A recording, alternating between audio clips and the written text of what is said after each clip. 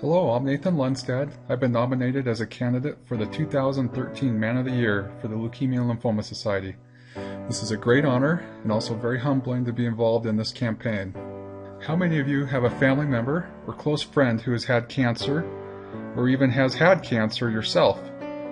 According to statistics from the American Cancer Society, the lifetime risk of developing cancer is 1 in 3 for women and 1 in 2 for men. If you just met me, or by looking at this picture, you never realize that I'm a cancer survivor. Statistically, I'm one of the 2. This is me 2 years ago. I was diagnosed with stage 4 Burkitt's lymphoma, with stage 4 being the most severe. You've probably never heard of this type of cancer since it is very rare. Only 300 to 1,000 people are diagnosed per year with Burkitt's lymphoma. When I was admitted to the hospital, I was told that 10 years ago the Burkitt's patients often didn't walk out of the hospital alive. During this last decade, due to fundraising efforts and advances in cancer treatments, I was able to beat the odds and survive. My marathon battle with cancer started 2 years ago. I was training for my first marathon, and on March 16, 2011, I completed a 20-mile training run. The run went great, and I felt very prepared for the upcoming race. The road ahead looked smooth sailing. 1 week later, on March 23rd, I woke up in the middle of the night with severe abdominal pain. A quick internet search pointed towards a kidney stone or gallstone, so I went to the emergency room. The emergency room doctors thought the same thing and decided to perform a CT scan. But instead of finding one of those outcomes, something more serious was found. With follow-up tests in the following days, I received the stunning news that I had lymphoma. This was a shock. How could I go from being healthy and fit to being diagnosed with cancer? I'd never been sick or spent time in the hospital my entire life. In fact, I had never even had a cavity. So 1 week later, on April 1st, I was admitted to the hospital with kidney failure. Still not knowing for certain the type of lymphoma I had. Burkitt lymphoma is considered one of the most aggressive forms of cancers, with tumors often doubling within 24 hours. Within the week of being diagnosed and being admitted to the hospital, I had gained 20 pounds. I wasn't eating or drinking, so this weight gain was from tumor growth. On April 16th, the day of the Salt Lake Marathon, I was in the hospital receiving chemo treatments. I decided to walk 26 laps around the hospital hallway to represent the 26 miles of the marathon. So, on April 16th, 2011, instead of racing in the marathon I'd been training for, I was now on the most important marathon of my life, a battle for my life. My friend was able to get my race bib and shirt, so first thing in the morning, the day of the race, I put on my shirt and bib over my hospital gear. The leukemia and lymphoma patients are required to wear a gown, mask, and gloves when leaving their hospital rooms to help avoid any life-threatening infections. I started my first lap at 7 a.m., the same time the actual marathon was starting. Because I was so sick and weak, it took all the energy and determination I had to finish the laps in short intervals spread throughout the day.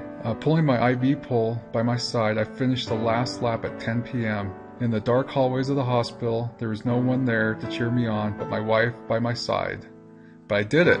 With the next several slides, I'll try to depict life in the hospital as a cancer patient. This is me in my small hospital room. I was constantly tethered to an IV pole. At times, I received up to 5 different chemo treatments per day. Most days, there were several pumps injecting IV chemo drugs and other medicines into me. This is one of the chemo drugs.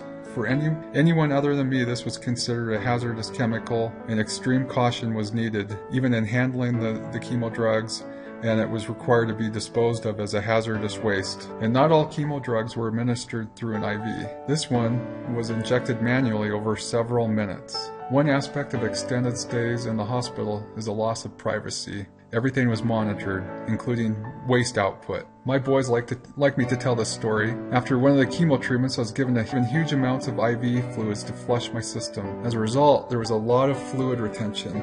A diuretic was given to help relieve the fluid. Amazingly, after a several-hour period, I'd urinated 18 liters. This is the equivalent of 9 2-liter containers with an equivalent weight of 40 pounds. One of the other side effects of chemo is nausea and vomiting. Even with the advances in anti-nausea medication, they seem not to help too much. I got to the point that if my wife just read the menu out loud, I would start gagging. Another side effect of chemo chemo drugs is that they destroy your immune system. At the same time, they're killing off the cancer, so the risk of infections are always a concern. This picture just breaks my heart. My boys were feeling the symptoms of a cold on this visit, so they had to wear masks, and I can picture their smiling face under those masks. Unfortunately, I did get an infection during round 3. This was very severe and scary. For many cancer patients, it's not the cancer or chemo drugs that kill them, but an infection. There are 4 days during this period that I don't remember. In these pictures, I have ice packs around me to help reduce the fevers. One scary side effect from this infection was I developed a heart murmur. Fortunately, with the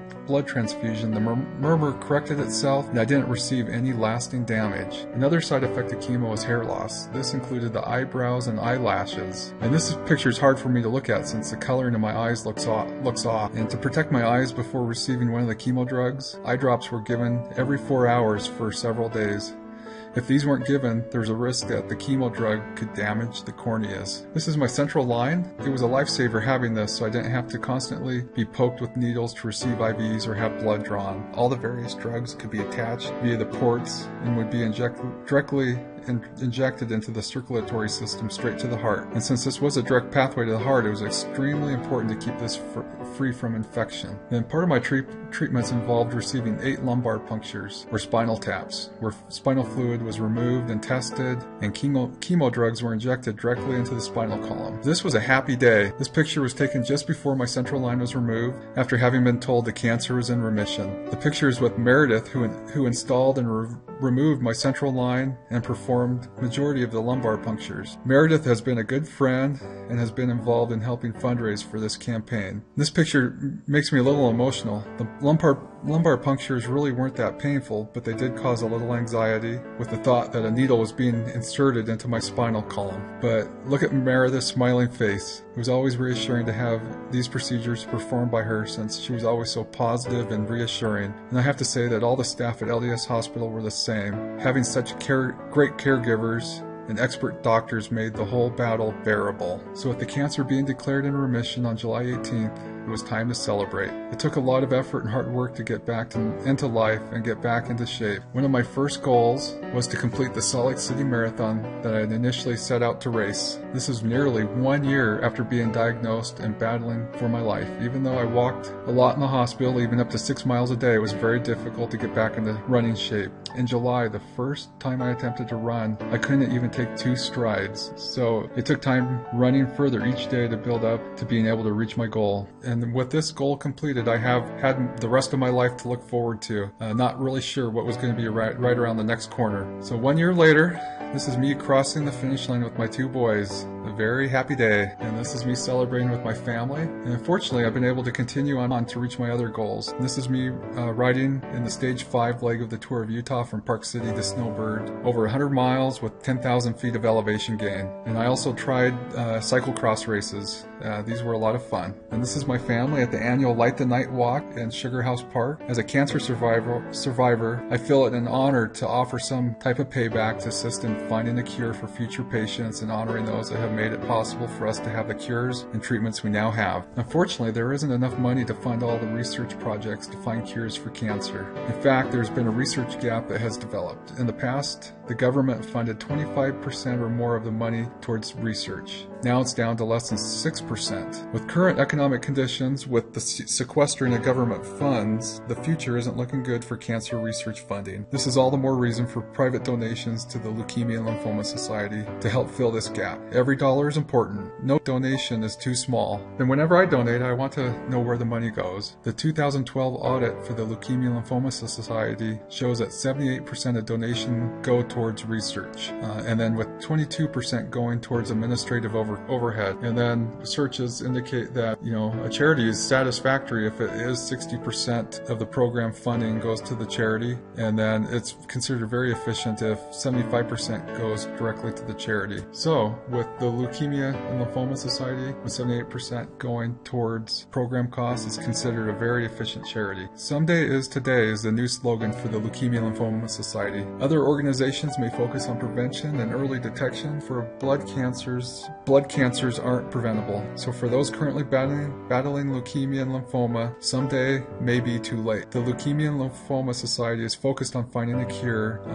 and it's very important. Also, because research on blood cancers applies to most cancers, funding research can have far-reaching effects beyond leukemia and lymphoma. There are several ways to donate and be involved, and all donations are 100% tax deductible. You can go to my fundraising website and select the Donate Now button to make an online donation. Another way to get involved is to go to the LDS Hospital Facebook page and select Like. They are donating $3 for every like received until April 1st. And one of our fundraising activities is a 5K fun run and walk to be held on March 30th in Draper, Utah. We're expecting a good turnout, and this will be a great way to honor cancer patients. And I'd like to thank our many sponsors. Their support and generosity has been tremendous. The support given has been overwhelming. If you have any questions, please email me at lundstad@gmail.com or go to one of our fundraising websites, Race to Conquer Cancer. Thank you.